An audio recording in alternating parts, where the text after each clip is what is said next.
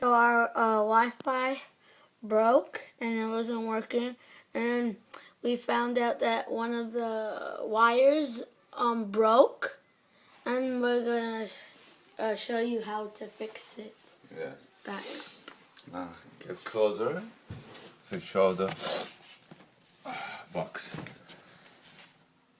This wire was broken. This is the one. So I just put inside of this hole, as you see here. It was out before, now it's inside. So whenever you put this wire to this inside, and Wi-Fi start to work. So this way we fixed our Wi-Fi problem.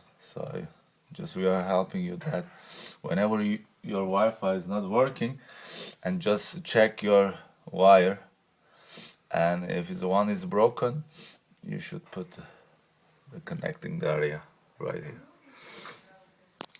So hopefully we help you guys, and I enjoyed this video, and please give us Like, comment, and subscribe. Yeah.